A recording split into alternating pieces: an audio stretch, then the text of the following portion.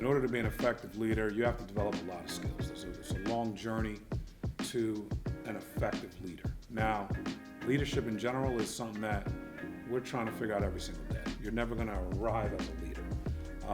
You can't anoint yourself a leader. Other people have to anoint you a leader. But there's a lot of different things that you're going to want to try to put together, I would say year in and year out, and constantly growing and getting better at things. Some things that challenged me early in my leadership. Delegation was a tough one, you know? Like, you feel like you're the best one for the job. You can do it. You can do the job. You can get it done quickly.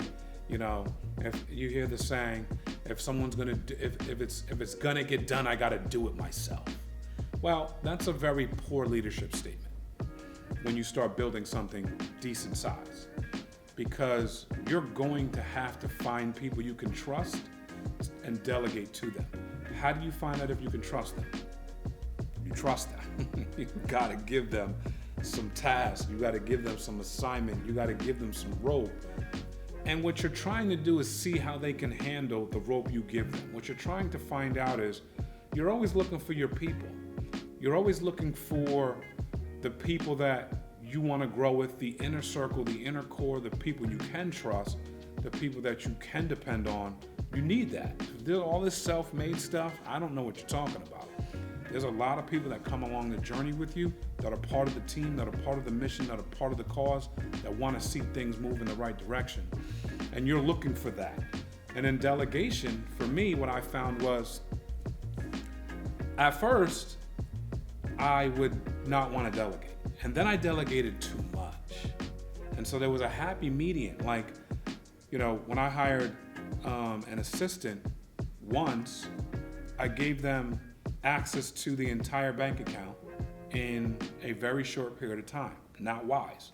I wasn't smart enough to understand that these bank accounts have levers and access levels that you can give reading access, and you can give, you know, billing access, and you can give transaction access, and you can give override access, or you can give full admin access. Well, if someone has access to my bank account and they have full access to the bank account, they can do whatever they want to do with it. Lucky for me, that didn't come to bite me.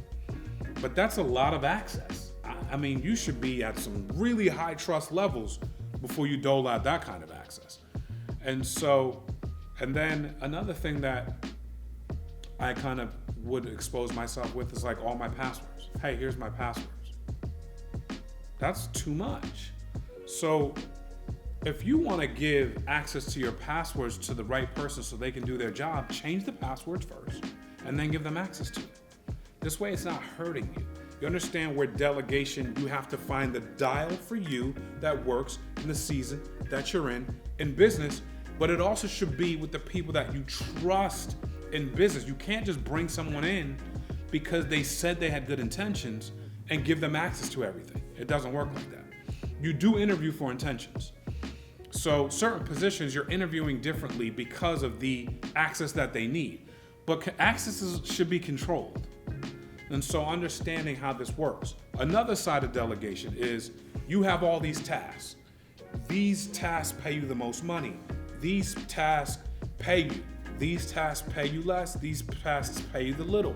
You're trying to figure out from a delegation, a prioritization standpoint for you, what you need to delegate out. As you're building the business, every time you bring in a position, you're bringing them in for them to take something. You're bringing them to take something off of you or for them to create something for you, one or the other. And a lot of the times, even if they're creating something for you, they're taking something off of you. Because your brain is thinking about things it probably shouldn't be thinking about as the boss, as the CEO, as the president, as the operator. And so you need to get very comfortable delegating tasks to people inside your organization. And a higher level of that is bringing people in for specific tasks they need to be delegated to. But you should have, levers of access on everything you delegate out to so that you're never caught in a precarious position. And this is what makes people not want to delegate. So as we're understanding that a delegation is like an accordion where you flow in and out of what you need, trust builds higher forms of delegation. but you can't be in a position that you're constantly doing every single thing all the time, or you don't have a business. You have a self-employed situation. Another thing that you're looking at as you're developing and growing an organization, as you're growing your leadership skills, as you're growing skills you need, I promise you, in 2024, emotional intelligence is the game. You've got to understand your people. You have to understand people. You have to understand what people are saying, and more importantly, what they're not saying. You have to understand, you have to have an empathy and a draw towards nonverbal communication. Please.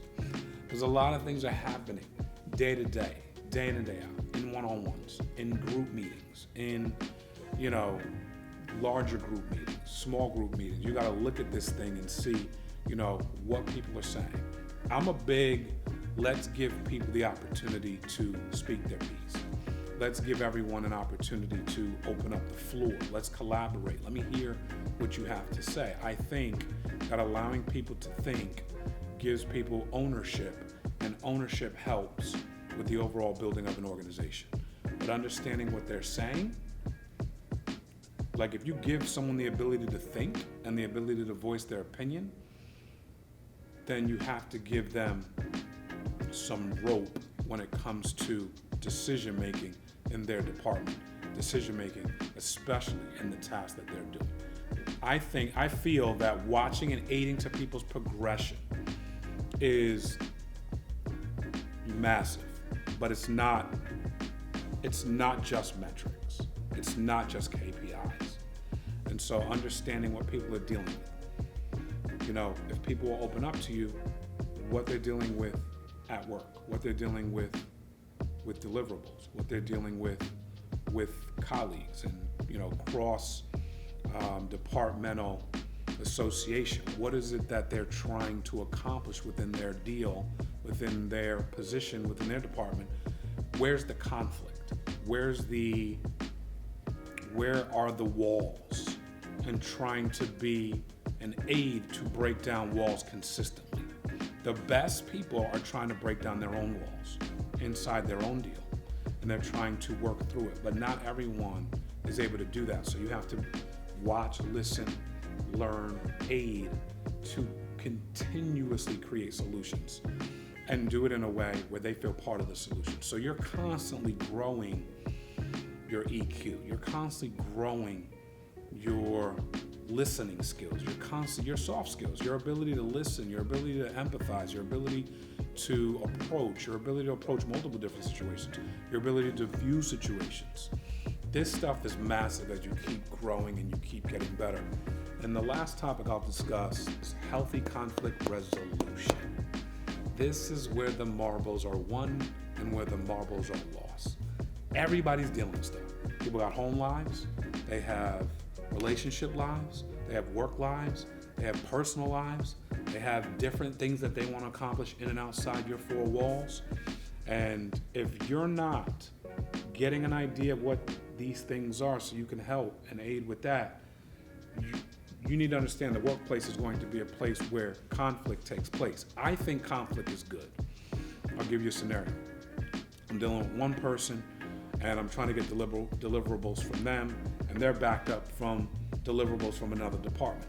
This person doesn't want to approach this person because they maybe had some conflict in the past that wasn't resolved. Well, we all work together. We're gonna need to be able to continue to communicate with one another, and so we have to find a way for this person to not be gun shy to communicate with this person and figure out how they can get deliverables and work well cohesively to bring forth an end product in a deliverable amount of time. Because otherwise, there's a lot of hesitation. What you find is bottlenecks are created when healthy conflict can't take place inside your organization. And we've been in this place where you got a bunch of nice people, everyone wants to smile. People think conflict resolution is like the Titanic is going under, and it's not. Matter of fact, if there's no healthy conflict in your organization, you cannot move your business forward. You cannot move your business forward without conflict. So it's either conflict that cannot be handled correctly, which is poor conflict resolution, or it's conflict that can be handled correctly, which is healthy conflict resolution. And so you're looking to create an environment with healthy conflict resolution, and so that these parties can come together. And so we create an environment that allows that we teach healthy conflict resolution. And so that people have the confidence to be able to speak up in a meeting, that people have the confidence to approach someone if something didn't go exactly the way it was supposed to. You have to have the right kind of care. We're not talking about firing out of a meeting or beelining across the office to go approach somebody. That's not what we're trying to do. That is the opposite of healthy conflict. And so healthy organizations have conflict. Conflict needs to exist inside of business. Conflict is how you grow. Uncomfortable spots is how you grow. No uncomfortability, no growth. No conflict, no growth. If we have no conflicts, that means everything is rosy. How in business is everything rosy? I live in the real world. I wake up Monday through Friday, and I promise you it's not rosy every day. So you need to put yourself in a position where you're building an organization that invites conflict in, because conflict, when it's protected, healthy, and done correctly, is where everything takes place. And when people can have an opinion that differ from one another, and we can talk about it, and we can all grow from it and learn from it and compliment and fist pound each other and high five one another because your idea was better than mine. Bravo. We are going places, we're doing things. And those are some skills, just to name a few, from a leadership standpoint, as you're developing and growing, that you want to try to add to your arsenal. And you want to try to create an environment that has these things in it so that you can continue to grow.